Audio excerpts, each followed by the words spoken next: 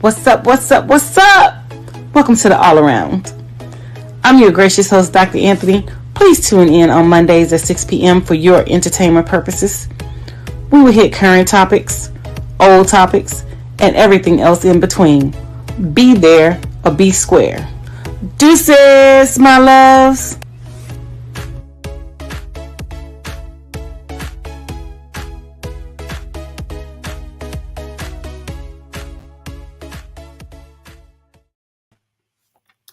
Hi, welcome to another great episode of the All Around. I am your gracious host, Dr. Anthony, and we have some amazing topics that we're going to discuss tonight.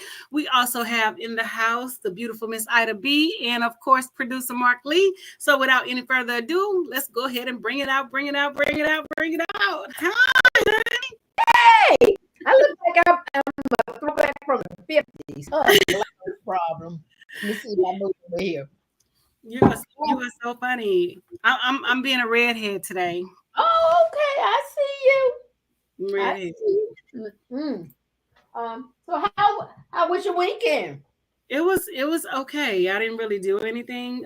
Stayed in. I didn't know we were supposed to have a tropical storm, hurricane, or whatever. But my mom called and she told me, and I was like, you know what? Let me go out and get some food just in case, like the lights go out and I can't go because I eat out. I don't really cook like that. Mm-hmm. So I went to Walmart, and when I was in Walmart, it started storming like extremely bad. So we had like a lot of debris on the ground, on the road, trees down, limbs down. So I was just like, you know what? I'm gonna stay in now. So Man down. definitely man down.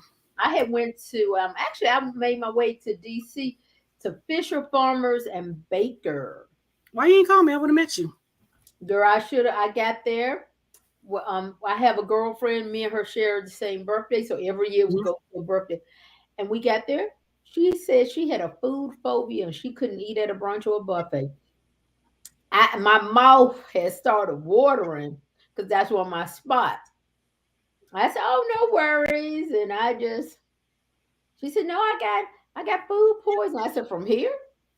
I said, "You couldn't have got it from here because this is a reservation you made." And those reservations are hard to get. But because it was raining, nobody was there, like 20 people. That place is usually packed.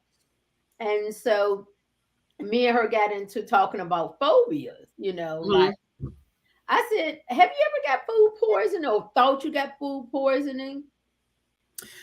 You know what? I think I have, but the thing about it is I'm a very picky eater, so it doesn't take much for me to have like reactions to food because I have food allergies, environmental allergies, product allergies, yes, allergies around the nation. So it's just really, really interesting when it comes to to meat and food. I really never, venture outside of what I normally eat. Even when I go out the country, I stick to, like soups, rice, breads. I remember like James and I went to Iceland, right? Oh, okay. We were on a full day tour. It was from early in the morning to late at night, full day tour. Uh-huh. And she was telling us, she was like, yeah, we eat horse meat. It was a delicacy. I said, y'all eat what? She said, yeah, we eat horse meat. It's a delicacy. So the whole time that I was over there, I ate no meat.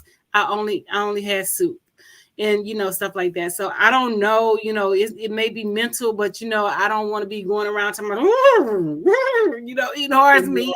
No, I'm just joking, but I'm not eating horse. So, no. Yeah.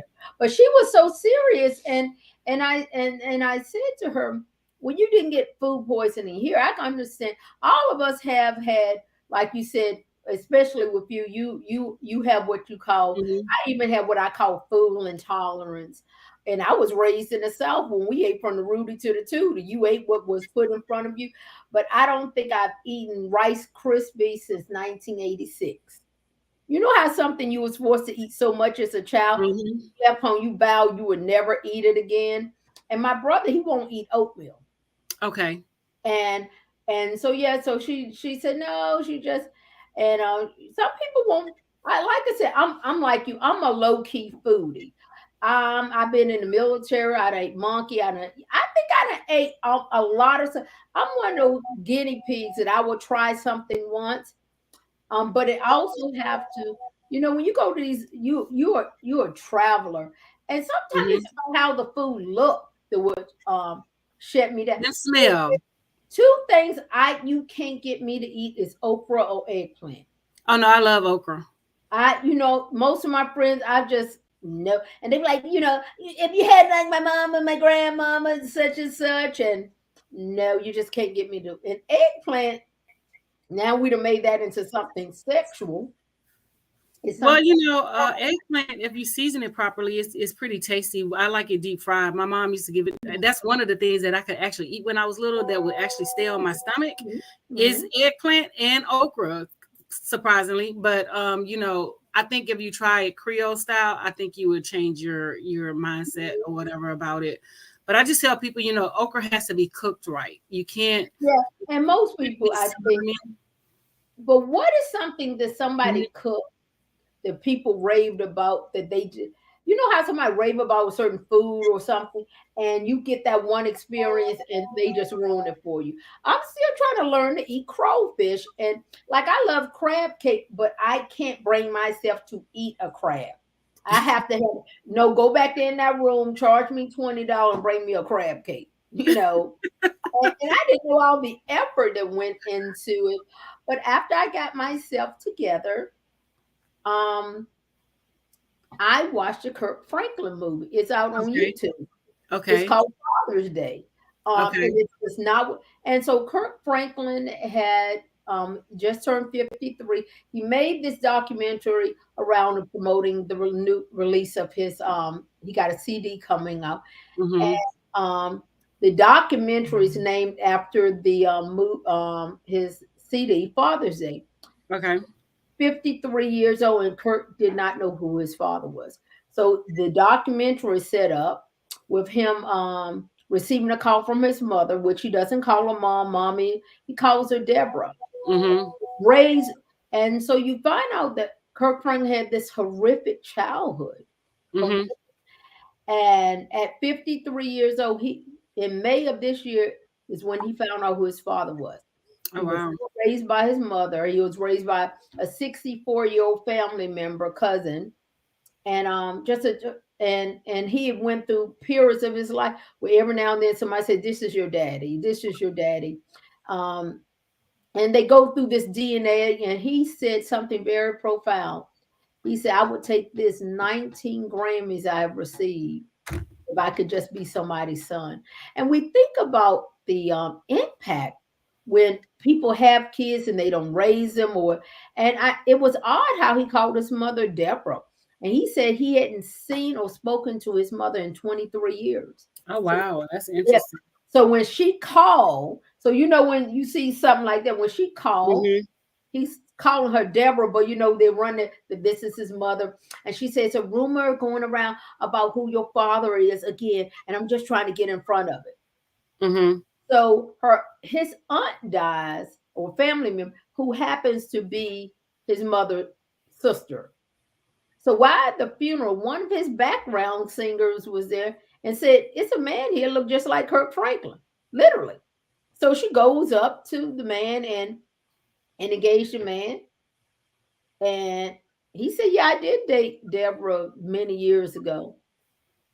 Educated black man. And you know what he does? He goes and get a DNA swab. Said, "Here's a swab. I don't know if I'm his father, but he could take it and do whatever." And he came back 99%. Oh wow. They give the results to his mother.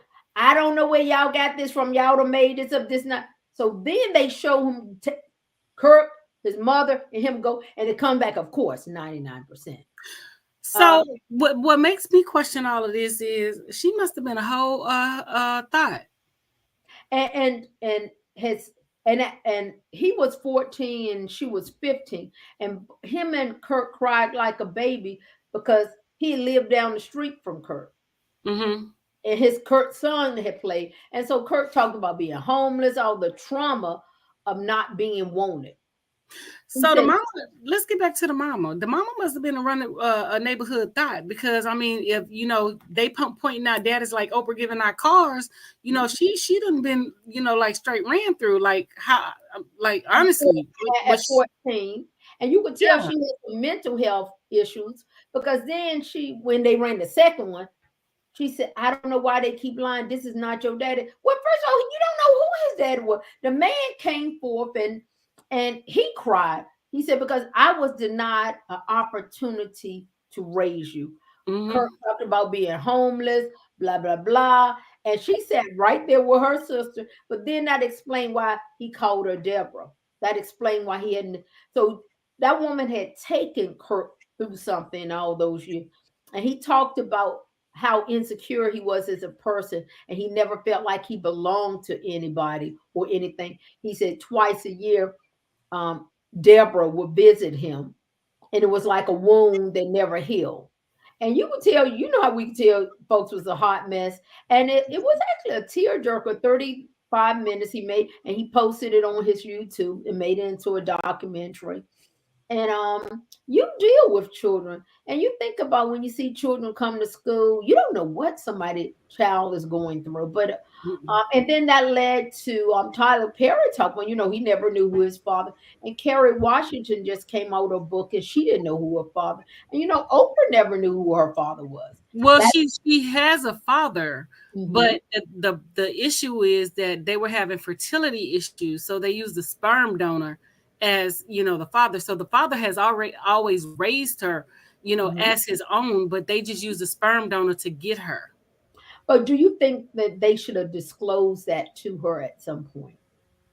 You're a man, Mark, and let you go first. And so we're talking about in the Black community Mhm. how we are still keeping secrets. And at some Yeah, point, well, I'm actually going to ask about a secret that I just learned about because I was reading for some odd reason about Brad Pitt and some of the things that people don't know about him and all along those lines. And I just learned when I was reading this, and I'd love to hear y'all's women's thoughts about this.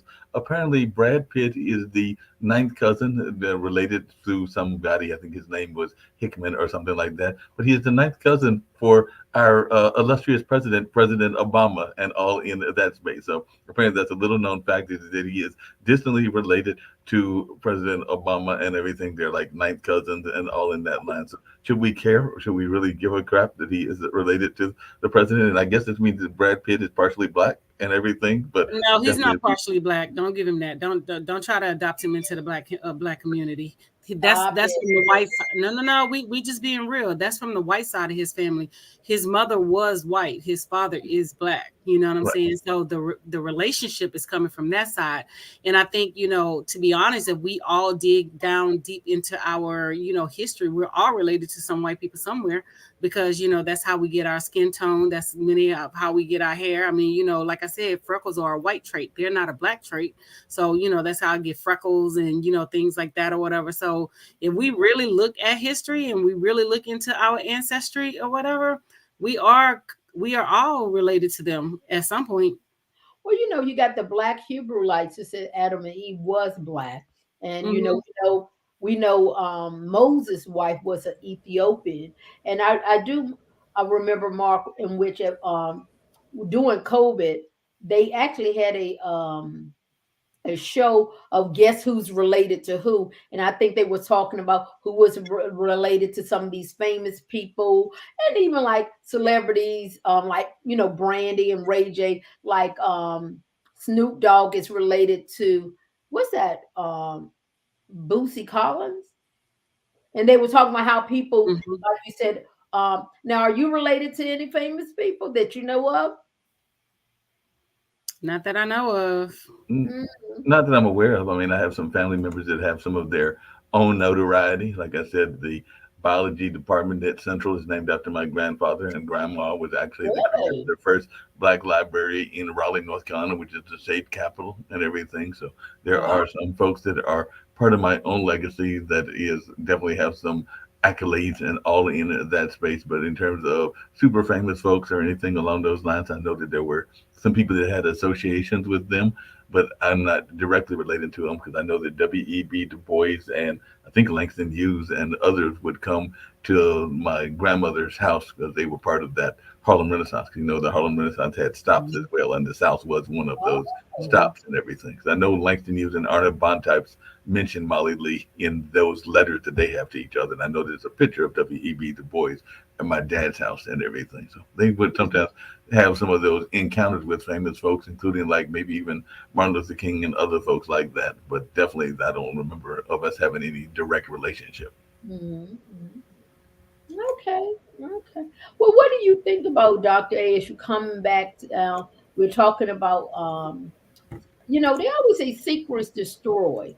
And I think everyone has the right to know where they're from, especially when it comes, when you remember when DNA accessory came out and it was a big thing. And then what is the other one? 21 and chromosome or something. Mhm. And 21 and Me. Yeah, 21 and Me. and people were discovering, the FBI were discovering a lot of criminals. They were. They were using that, and people was finding out who they were related to. I remember you find out somebody was your cousin or your family member because they came, oh, you're my cousin, or at a funeral.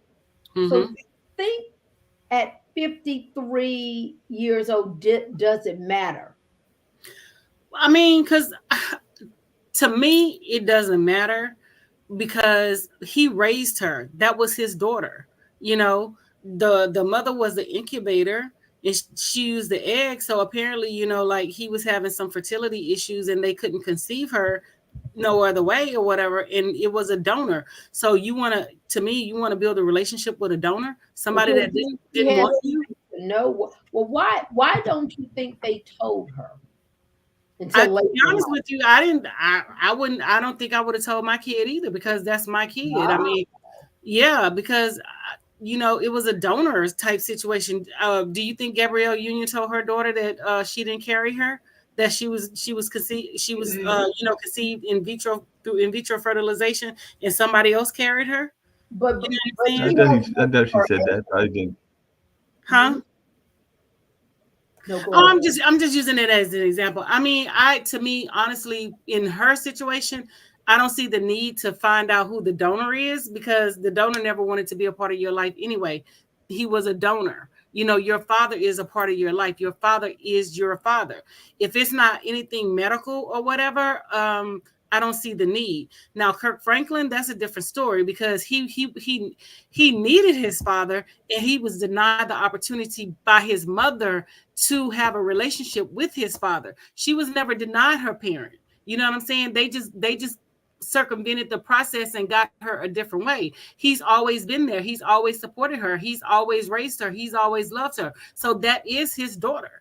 But Kirk Franklin's situation is totally different. Tyler Perry's situation is totally different. Those were absentee fathers based off of what the mothers did. And I mean, we're on this kick where we're supporting Black women. Yes, I support Black women, but we also have to hold them accountable too. We have to hold them accountable for those jacked up relationships that they're causing the child to have with their parents. You can't get mad with the father because the father doesn't want you anymore and take it out on the child and deny the child an opportunity to be in that relationship. Some of the best children that grow up are, in co-parenting situations. But when you have parents who are evil, vindictive, and being malicious towards the other parent, then the only person that's hurting is the child. And then I can attest to it in my own family. My cousin tried to be in his daughter's lives, but the mother lied to the daughters and told them that my cousin didn't want to be in their lives, and so the daughters grew up thinking that my cousin did not want to have anything to do with them, which that wasn't the truth.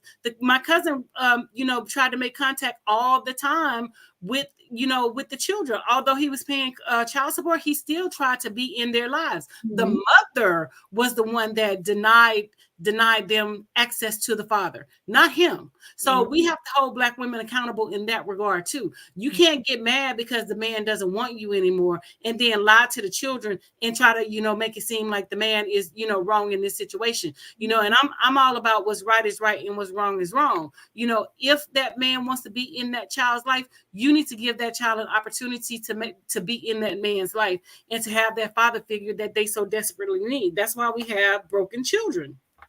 It's not the fact, it's not the fact that the man is not in the home. We have broken children because the fact is the man is not in their lives.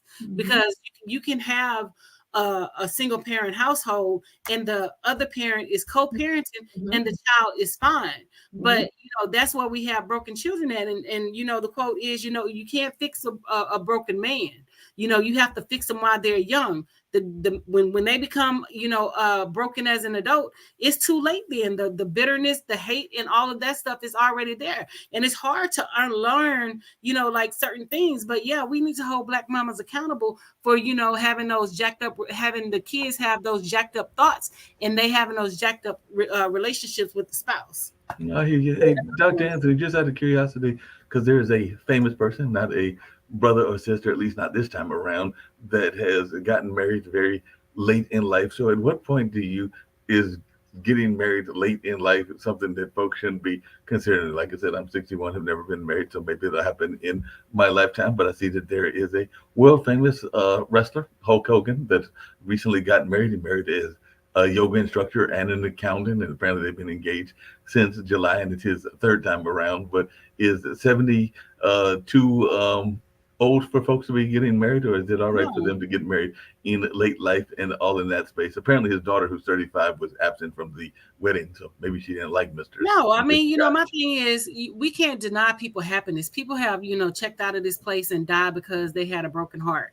If you're happy, I don't care if you're 172. If that's what you want to do and that person makes you happy, go ahead, do it, because my thing is you're damned if you do and you're damned if you don't. People are going to talk regardless. People try to run your lives. People try to do all of this. Oh, if I were you, I wouldn't do this. If I were you, I wouldn't do that. Because I got that a lot, based off of the decisions that I made, growing up and coming up and stuff like that. Well, you're not me. We're not the same. You can never be me because I'm unique. I'm going to do what I want to do. You know what I'm saying? So if I want to get married at 55, 60, 75, I'm going to get married because that person makes me happy. If I want to get married next year, that person makes me happy. And that's who I want to be with. It's not for us to determine, another person's happiness and, their spouse and who they want to spend the rest of their lives with, because, time is out for, the BS and, things like that or whatever. People just want to live happy. People want companionship. People want to do things with somebody. People don't want to die alone. You know what I'm saying? They just do. Well, when I think of, as a matter of fact, I'm not sure what network runs The Bachelor, but they are getting ready to run an episode of The Golden Bachelor. They are going to have a 70-year-old man. I think he's 72. And his age range of women on there is from 50 to 72. So they are giving a senior citizen a chance on The Bachelor. And I think that's a beautiful thing. And hey, what about the age difference? What about the age difference though? Because there is a gap that is going on, and if you women do that, then you're called a cougar and everything. Because like I said, he is 70 and his wife is 45. So there's a double standard that exists as well. So I'd love to hear y'all's thoughts about this double standard. I think at some point people are marrying for security, for companionship. Right. We have and when we watch celebrities do it. Kevin Carson married this young lady. Now she says she needs $100,000 a month child support. And the thing we would say, where's the prenup? Where's the prenup? I've never married. If I married late at this stage, somebody said to me, "Would you marry for love?" I said, no, I would marry someone that I respect, stability. We could have things together because we know love is not really that real because of the divorce rate. And you see, when you remember when Anna Nicole Smith married that multimillionaire, and then he died and, became about money. I had a family member. She was 40 and she married this young guy. He was 19. We had a fit. We had another family member a couple of months later, a brother a cousin male married. Oh, everybody, she was a gold digger. I think we have double standards when it comes to things. I have one of my friends right now. She's 65, and she said, Ida, the reason you don't want to get married at a certain stage because it messes with your money. You got Social Security, you got retirement, you got to think through that. But you got, and also the first mention of loneliness came from God with man. It wasn't good that man be alone. I personally think men function better in a marriage or companionship. Women, I think we cut from a different cloth. But when I see somebody marrying a younger person, you get men at a certain age, they don't want to marry and date women their own age. When I was out in these streets dating, I was 45, and I would have another 45-year-old man tell me I was too old. He wanted to date, I guess, my niece, somebody 30, because they figure out, they have option. And I told him, I said, now, if we keeping it real, the only thing you could really do in that bedroom, make a little mess. You might be better off sticking with me. I was saying that as a joke because I didn't care. My mother just became a widow, and she's 70, and she's 75, and I think we act like we're the boss of her. Like if my mother says she want to get married or something like that, I think I'd be somewhere trying to get a POA. I need a power of attorney. Let me, but people have, like you said, people have the right to love and live. People have the right to let somebody bamboozle them out of money. People have that right because we're built to love people. We're built to be a part of somebody. But I think some people are too cuckoo for Cocoa Puff to be a mate. I don't think everybody is meant. Definitely. I mean, I want definite companionship. I don't want no arguments. I want peace. I want to travel. I want to hang out with my guy. I want to do all these nice things. I want a butler. I want to get a couple that we date. We go places, we hang out. We do stuff. You know what I'm saying? Mm-hmm. And just chill. I don't want the hustle and bustle, I guess, of like that fast pace, that lifestyle. No, I don't want that. I want to chill. I'm about to be 50, so I said I want to be married by the time I'm 50, and so I'm working on it. So there might be wedding bells for you at some point. Who knows what might happen in that realm? But I do have a question for you, and I'm about to make your skin rankle and all in that kind of way. Maybe you're gonna start clutching the pearls and everything, and because we haven't had me clutching the pearls and everything. But there are a lot of folks that are pseudo doctors and all in that kind of way. You have a real doctorate because you have Dr. Anderson on there. So I'd love to hear your thoughts about these people that go and buy their doctorate and all in that kind of way. Because, you have those folks that are pseudo doctors and they definitely get their little degrees from the different places. And sometimes they are buying them. But as one that went through the process, I do not have a doctorate. I don't even have an honorary doctorate, but I definitely consider myself to be wise and have great wisdom and all in that space. And I may go back and get my master's and doctorate, but I will do it like you did, Dr. Anthony. I'll go through the school system. I don't necessarily have to have the honorary one. And I do believe in the body of work because my mom does have a couple of honorary doctorates, but she also has a large body of work and she has some actual education to go behind what she's done as well. But definitely, I'd love to hear your thoughts around this whole notion of honorary doctorates. I mean, I don't have a problem with people getting honorary doctorates if you have the, the education to back it. But, like I said, to each his own. If that's what you want, whatever makes your boat float, I don't care. I got mine the traditional way, went through school, and all that stuff. And all I say is, when you're representing that doctor, be able to stand on that doctor title when you're challenged for, certain things, because I get challenged all the time based off of my, for my knowledge base. Because people want to say, oh, you're so young, you look so young, this, and the other, whatever, blase. Mm-hmm. But, standing 10 toes down, I can still handle my own in terms of intellect. And that's what matters the most. Yeah. I mean, anybody can go through school, get an honorary doctorate or whatever. If you can't, articulate yourself in a way that people know that you are a doctor, then that's a problem. Whether you went through the school system, the regular way, or you got it honorary, you got to be able to,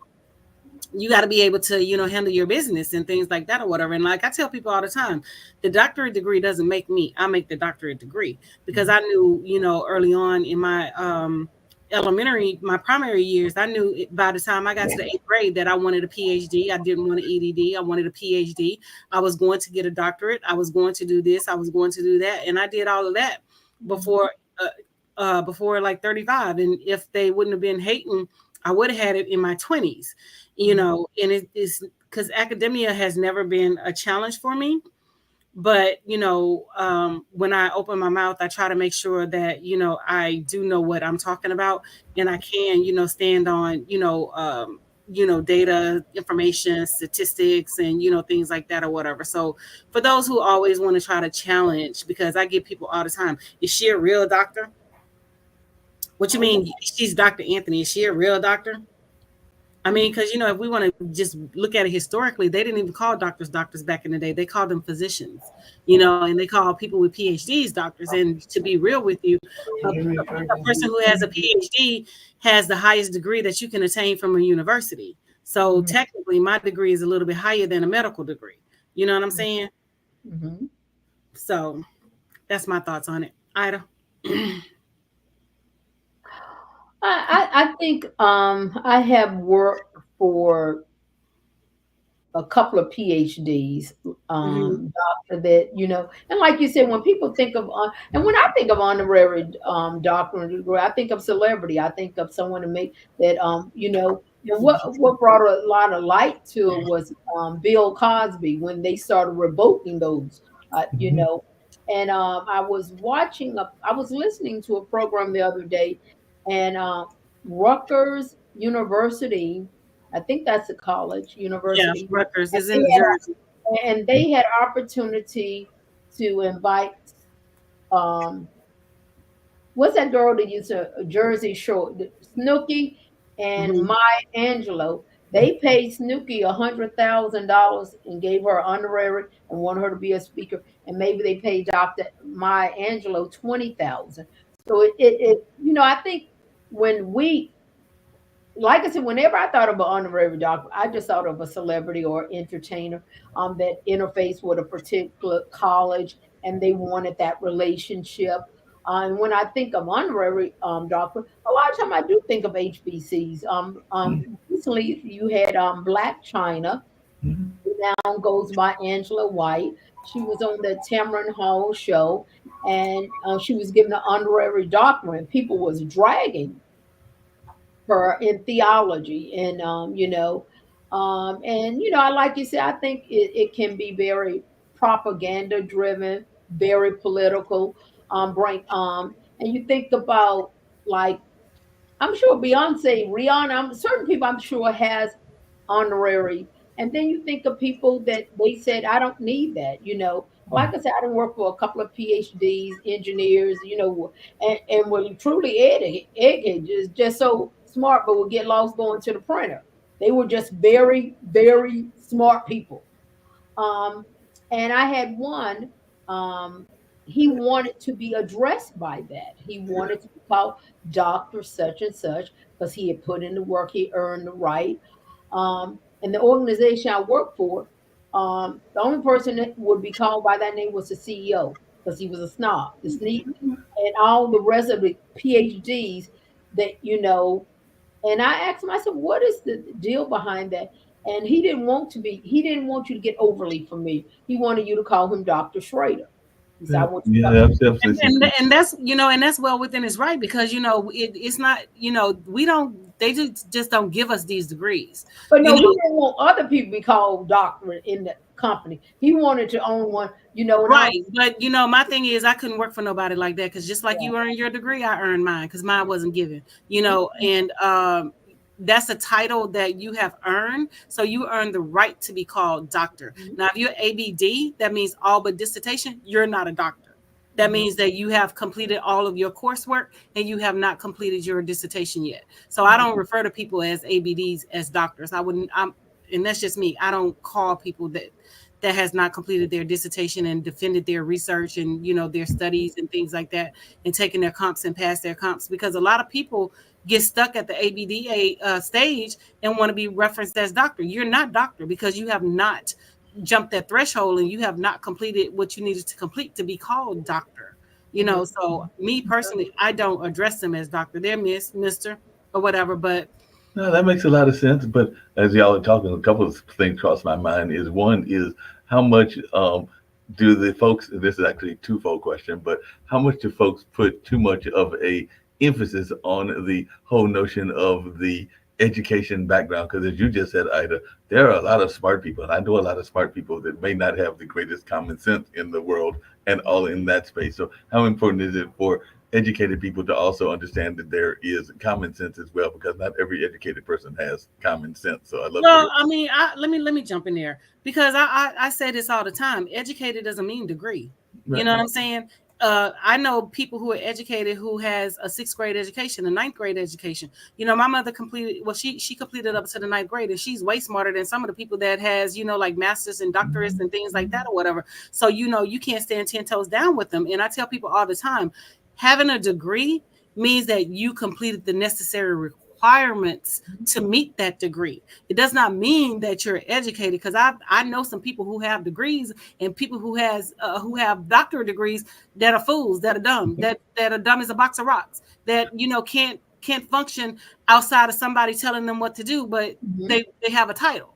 You know what I'm saying? So that does not mean that you're educated. You know, it just means that you have completed what you needed to complete to attain that degree. Because education comprises of, you know, more than just going to school and sitting in the classroom and studying and passing tests. Because if truth be told, a lot of the white people that went to school, they were given the test. You know what I'm saying? Unlike us, where we had to, you know, basically study from the jump. Because I know people who said that they were in Harvard and the test was passed down to them. You know what I'm saying? Wow. So that does not mean that you're educated. It just means that you have completed the necessary requirements to attain what you need to attain. Hey, Dr. Anthony, on the flip side, and that's why I was going to go in this conversation Mhm. as well. Do you think that educated women, particularly educated Black women, have a harder time because a lot of men are intimidated by women that are educated or that might be smarter than them? I actually admire women that have a lot to bring into the conversation and can even out talk me or even outplay me in chess or a number of other things. So that actually is a skill that I admire and everything. But I know some folks that are intimidated by educated women, and both you and Ida are very educated women. So I was just wondering if that's something that you have run across. I always run across it. I mean, you know, it's like when you start putting out your credentials and things like that, people start looking at you, you know, like side eye and twisted and stuff. Because I had a gentleman way back in the day when I worked in Dallas. He was like, "Oh, I didn't know you were as smart as you are. Why?" He was like, "Oh, I'm just saying because you know you're so pretty, so I can't be pretty and smart at the same time. I can only be one or the other." You know, so they associate a lot of things with, you know, your look, your dress, your persona, you know, this is and and you know it's very unfortunate that, you know, we are judged in that capacity, because you have missed out on a great person and great people, but we get judged like that all the time. Like, oh, you're too educated, or you're too this, you're too that. I was listening to one of these ignorant podcasts, because you know every ignorant person in America now has a podcast, and this man was basically saying he does not want an educated woman. Mm. He wants a woman with no degree, no sense of, you know, who she is basically. And you know, I guess he wants to have that level of control. But my thing is, if you're doing what you're supposed to be doing as a spouse, the woman will submit to you regardless of what her degree status is, regardless of what her financial status is, regardless of any of that. If you're stepping up and being the man of the house and being the leader, that will take place. But the woman can't wear the pants and be the leader too, and be the man in the house, and you expecting her to submit. That's not happening. Ida? As that brings me to my favorite person that's being dragged on the internet, and I'm really surprised. Tyler Perry. That is almost in the genre of conversation. Recently, he was on a podcast Mhm. with some other young lady, and they was asking about black love, and he implied, or maybe it was taken out of context, that he was talking about why some women, you know, they were asking, why do you think so many black women are by themselves and blah, blah, blah. And he basically said, if all the man can do is pay the light bill, be glad that, you know, that's all he can bring to the table. And I think when it comes to black women, I think our dating life is very complex, unlike our counterparts. I have dated. I was a secretary for someone, and this person was like the VP in the company, and she had met a guy, and he was coming to have lunch with her, Mm-hmm. and she had all these credentials, and he said, "Well, I'm here to see blah blah blah." I said, "Okay," and he said, "Well, who are you?" I said, I'm her assistant." When I said, he said, you her who?" Mhm. And so when we got in the elevator, he was looking like, we fob and all these security to get through it. And I could tell by the time he had made it to her office, he was he felt some type of way. And he never came. I asked her later, I said, "What happened with that date and stuff?" And she said he felt insecure.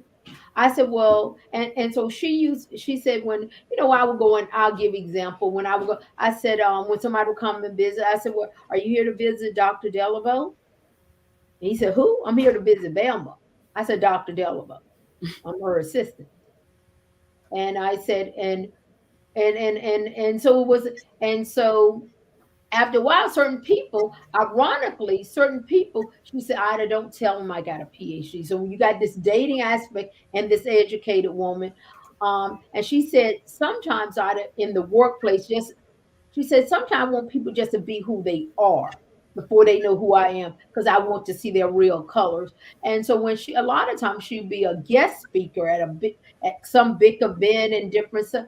And me and her had this thing. She would sit in the audience, and because she said, "Ida, sometimes when people know who you are and all that you are, it intimidates them."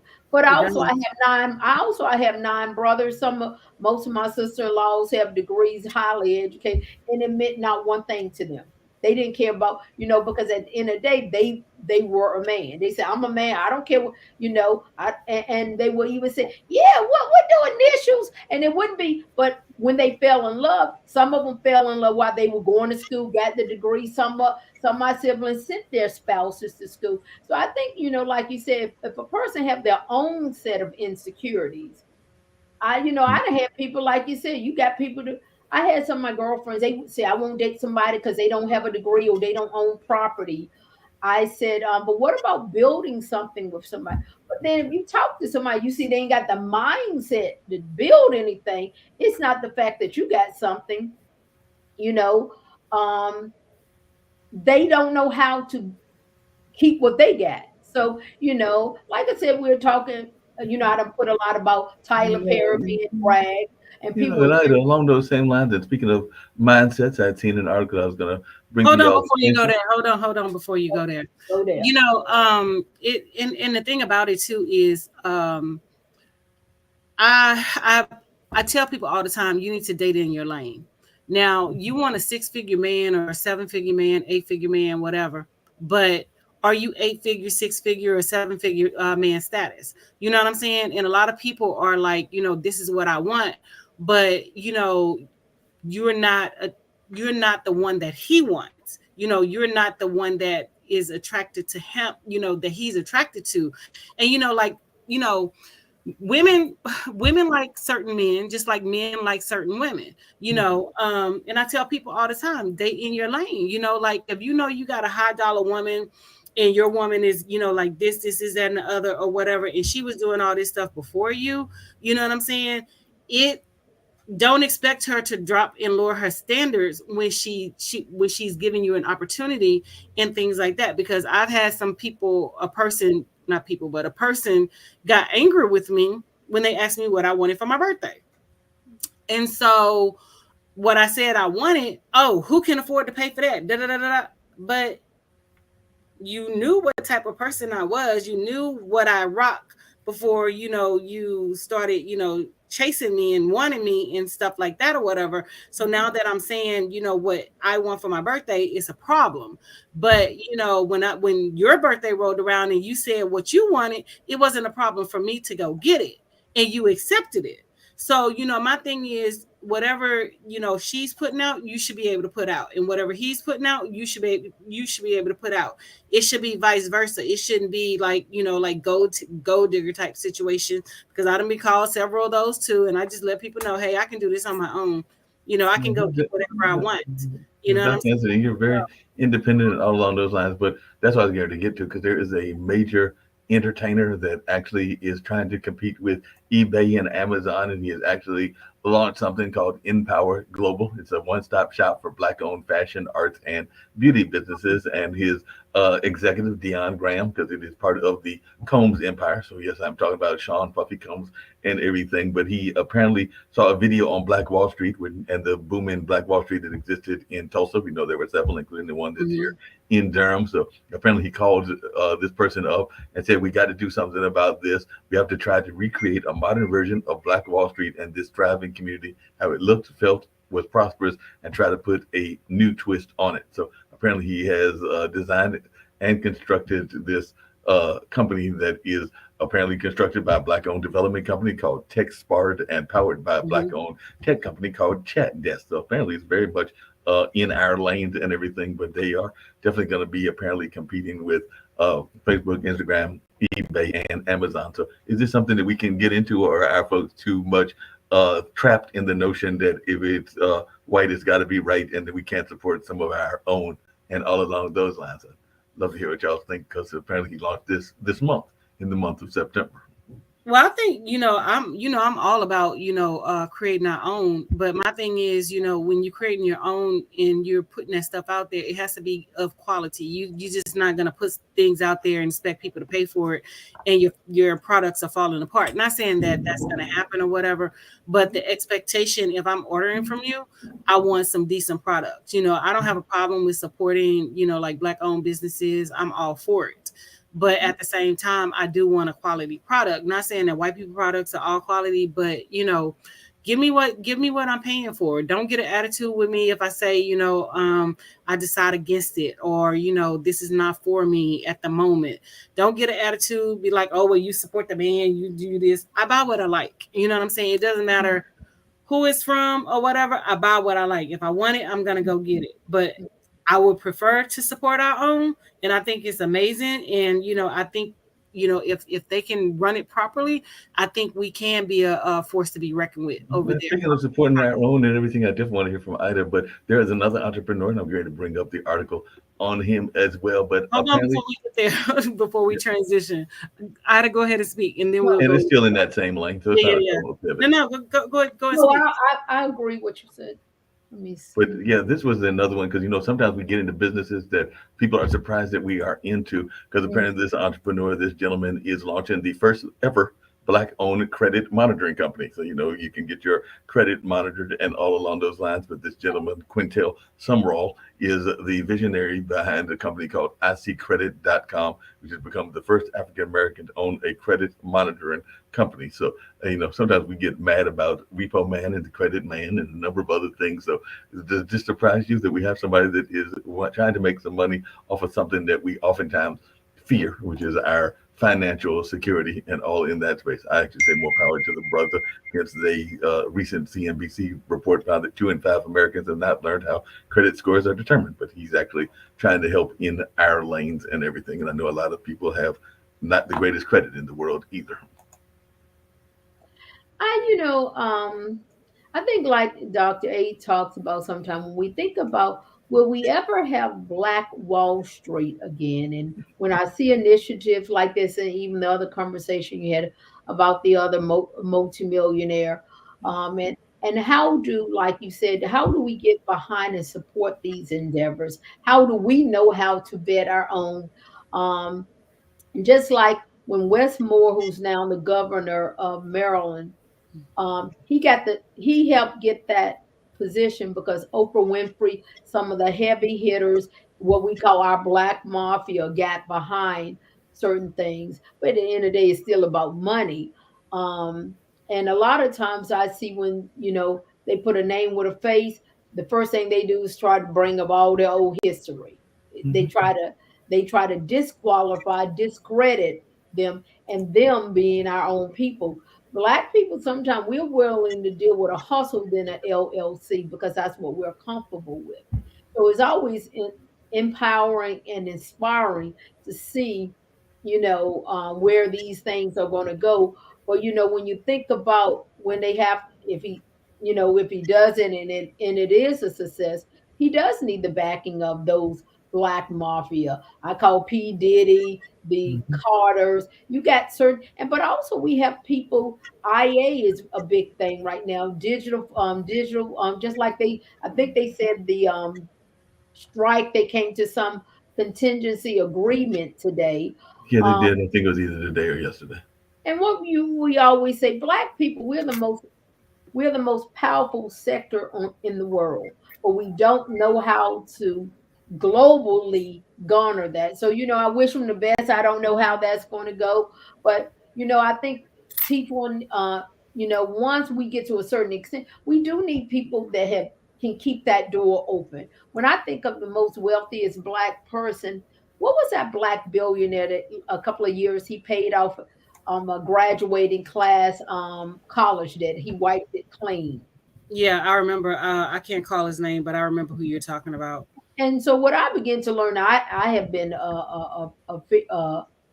culprit to. We only know entertainers, we know basketball players, but we do need to know these movers and shakers that if they're in this sector, IA. Robert Smith, by the way, is his name. I Yeah, looked it that's up. his name, Robert Robert Smith Smith. was the tycoon who paid off Hmm. 400 students' debt and definitely wiped out that entire debt and everything. And he's a millionaire technology No, investor. he's a billionaire.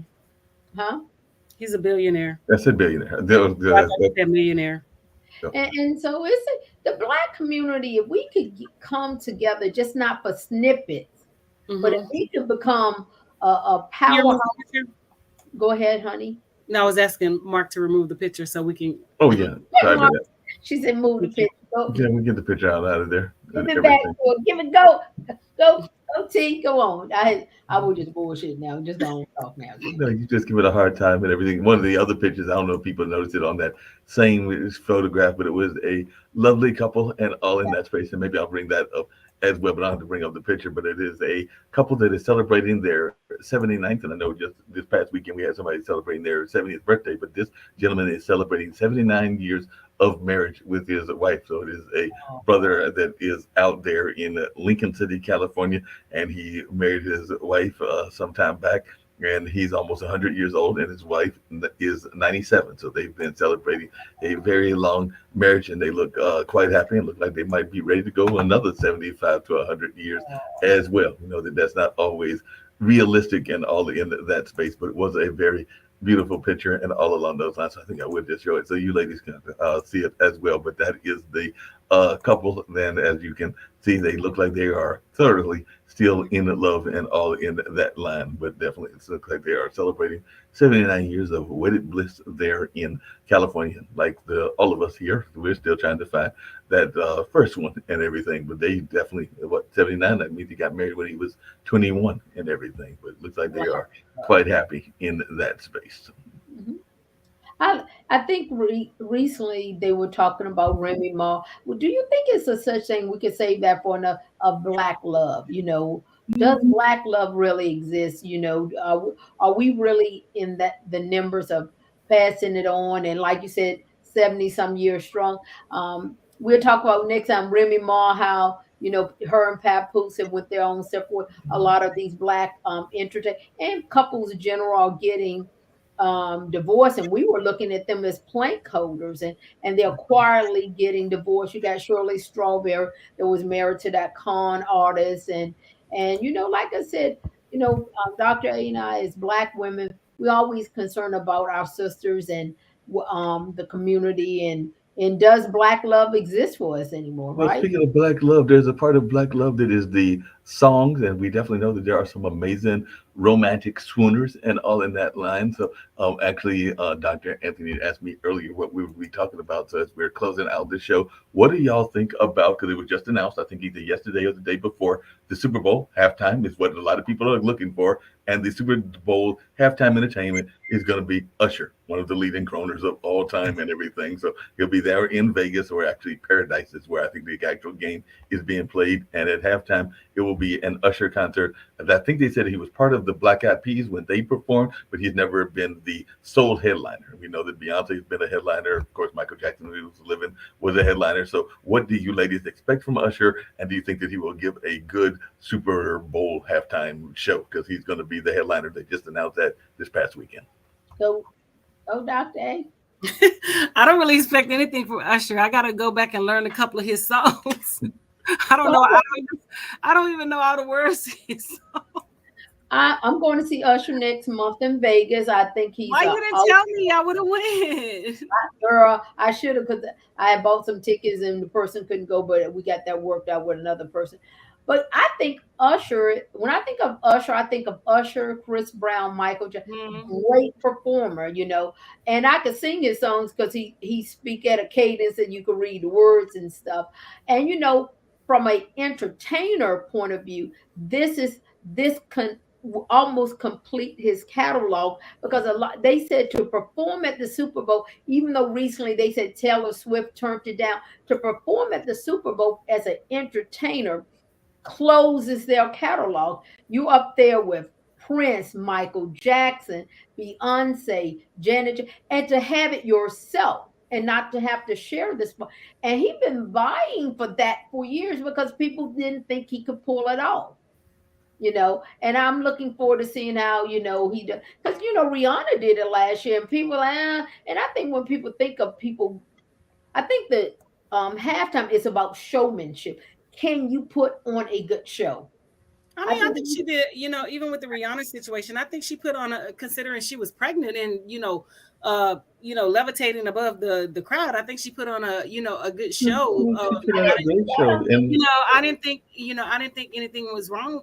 No, I'm just saying how she was get there that early in her career, because Usher was in the streets for 30 years. He started performing. But the thing too about Usher is he was not mainstream like Rihanna. Rihanna has always had a mainstream audience. Usher has not always had a mainstream audience. So, it goes back to if they're, solely black stream, or they're mainstream where they have the white audience and they have the blacks too. So, maybe he's getting into that category now, but Usher's music has never really catered to, our white counterparts. It's always catered to, us and minorities and things like that or whatever, which, I don't have a problem with that. But,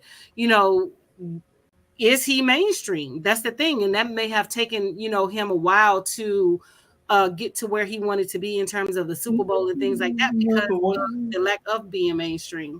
But one of the things about his mainstream, and there was another article I found, this one I think was on one of the websites, today.com, but they talked about how Usher is very much a proud father, and he said that he was born to be a father, and he's got it bad for his 4 kids, and apparently he lives in Las Vegas, so that would make sense that he would do the Super Bowl performance since it's in that area next year and everything. But he did say that he's been busier than ever and that he makes time for his family. He said, I was born to do what I'm doing as a dad. He told Oprah that back in 2012, but he said that parenthood is not without its difficulties.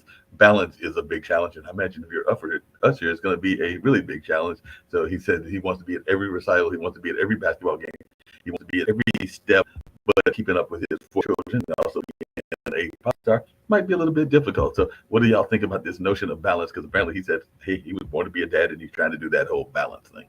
I mean, you got to have balance. You just can't have children out there and just buy them things all the time or whatever. You have to spend that time. Children want time. They don't want gifts, although they do want gifts, but they would rather the time with you, bonding and growing and, maturing and, gravitating to different levels with their parents instead of, being spoon fed and handed everything. They want that time. So striking a balance with your child and with your family is very important. It's very key. A lot of people who have, like relationship issues, they're never there and they're never present, and that's the problem. Like, it reverts back to what we were saying about Kirk Franklin and all of them. You have to be present in the lives, and we have to hold Black women accountable when it comes to this, and not just Black women, Black men too, but predominantly Black women. We have to hold them accountable when it comes to like co-parenting and allowing the child to have a relationship with the significant other, who's your ex and things like that, because it's not about you anymore. It's about what's best for your child. It's about what's best for your children. And then, if you're holding, your relationship with, the ex hostage, and the child is not even allowed to speak to the father or the mother, you're doing more damage than you are good. And then you have resentful adults. And then you have people like, Kirk Franklin, who was like, this is what I longed for. This is what I wanted. This is what I needed, and I didn't get it.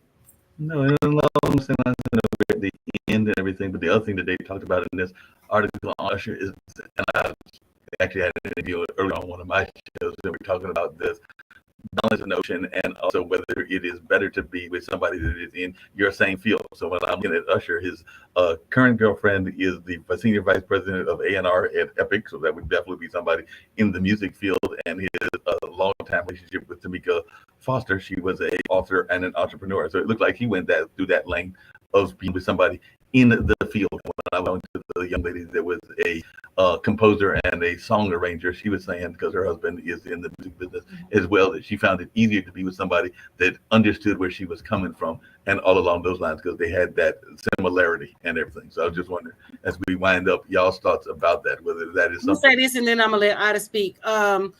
I think that's important, but I don't think it's the end all to be all in a relationship. But because Usher's Tamika, she was his assistant first before she did any of the other stuff or whatever. You know what I'm saying? So, it helps when you have commonalities, but I don't think that's the end all to be all, because if you have a spouse that's mature enough to understand your career path and understand where you are in life and things like that, I think that's important as well. Ida.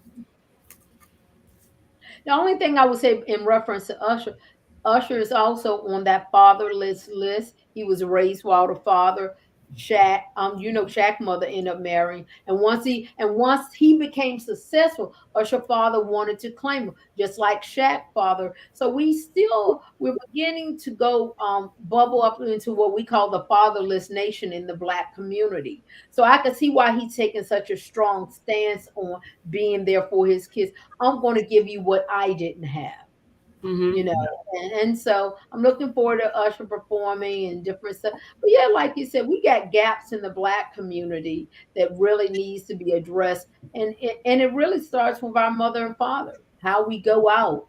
And so when I'm always fascinated, no matter when I see a homeless person, a drug addict, or a Black billionaire, I always want to see where was his mother and dad and how did they raise him. I think of Kanye West. We think some of our biggest, most wealthiest Black men in our community and globally was raised without a father.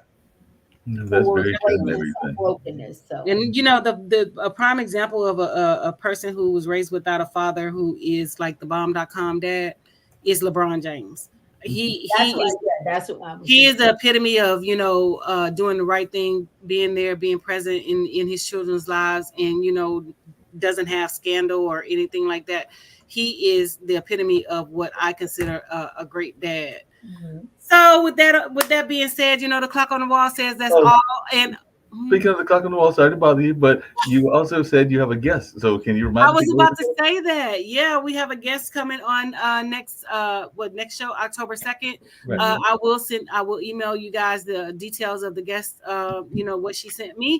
So make sure you guys tune in and support, click like, share, and go on YouTube, support, click like, share, and let's keep those views coming in, because we were in the top 10 at one point, and I would like to actually as high as number 5, and might be with a bullet, as they say in the charts and all in that. So we definitely steady climbing and all along those lines. So definitely keep Dr. Anthony going up, because we're definitely trying to get her up to number 1, because Dr. Anthony, Ida, and myself even deserve that number 1 title. So we're trying to get to number 1, because we want to be number 1 so that Ida can do a full hour special on her comedy. So we're gonna have Ida do a comedy special as well.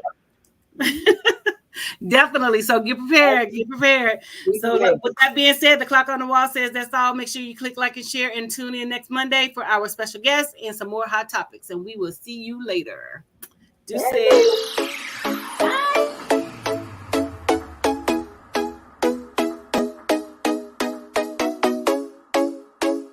What's up? What's up? What's up?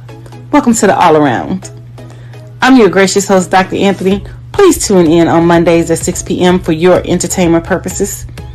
We will hit current topics, old topics, and everything else in between. Be there or be square.